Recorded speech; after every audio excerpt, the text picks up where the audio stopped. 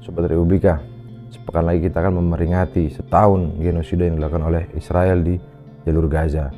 Orang-orang yang pendukung Zionis mereka mengatakan bahwa serangan itu hanya karena serangan Hamas dan pejuang Palestina pada 7 Oktober. Tapi kalau kita melihat sejarah, ini adalah sebuah kulminasi dari penjajahan panjang Israel di Palestina.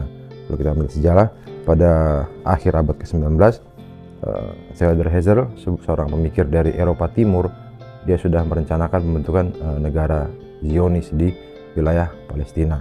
Rencana tersebut kemudian diamini oleh Inggris melalui deklarasi Balfour pada 1917. Deklarasi itu kemudian memicu migrasi besar-besaran orang Yahudi dari Eropa Timur ke wilayah Palestina. Otomatis dia kemudian membuat orang-orang Arab di Palestina banyak sekali yang terusir. Pada 1948 kemudian entitas Zionis mereka menyepakati yang namanya rencana Daleth.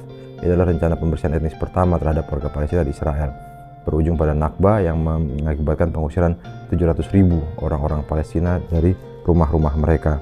Nah, kemudian pada 1967 Israel kembali melakukan pencaplokan. Mereka melakukan perang terhadap Mesir dan mencaplok Gaza dan tepi barat. Saat itu kemudian sekitar 600.000 lagi warga Palestina terusir dari wilayah dan rumah mereka. Pada tahun 1987, karena muak dengan penjajahan oleh Israel, kemudian terjadi intifada pertama. Di situ kemudian Hamas lahir. Saat itu sekitar 1.000 lebih orang Palestina meninggal gara-gara melakukan perlawanan terhadap Israel. Sebelumnya pada 1982, bahkan di Lebanon, para pengungsi Palestina pun dibantai.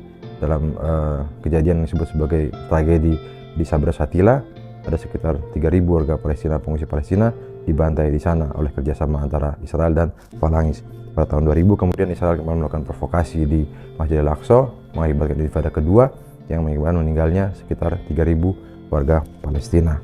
Nah, pada 2006 Hamas memenangkan pemilu di Gaza di Palestina, tapi karena Israel dan Amerika Serikat tidak mau menerima hasil pemilu, mereka kemudian menolak hasil tersebut dan melakukan pengepungan terhadap wilayah Gaza. Pengepungan tersebut membuat wilayah Gaza jadi tak bisa ditinggali. Tidak ada makanan yang masuk secara reguler, tidak ada pekerjaan yang stabil, kemiskinan merajalela. Nah, atas penindasan, pengepungan, dan penjajahan tersebut, kemudian warga Palestina melakukan berbagai perlawanan.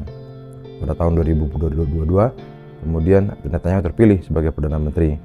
Dia dikelilingi oleh menteri-menteri sayap kanan yang melakukan begitu banyak pelanggaran seperti pencaplokan wilayah-wilayah Palestina di tepi barat, kemudian penyerangan yang membunuh orang-orang tepi barat, kemudian provokasi di Masjid Al-Aqsa. Semua itu pada akhirnya memicu para pejuang-pejuang Palestina melakukan serangan ke Israel pada 7 Oktober.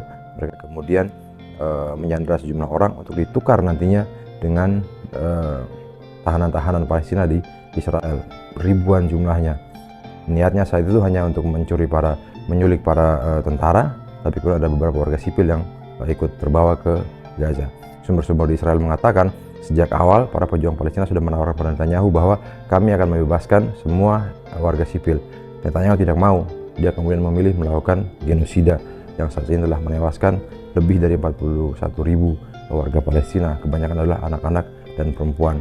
Jadi salah kalau dibilang bahwa perang ini hanya perang antara Israel melawan Hamas. Ini perang antara Israel melawan Palestina.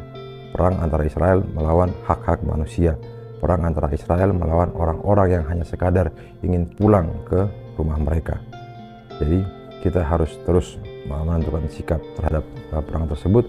Kita harus yakin bahwa kita berdiri di sisi yang benar di sejarah. Saya Fitrani Zamzami. Wassalamualaikum warahmatullahi wabarakatuh.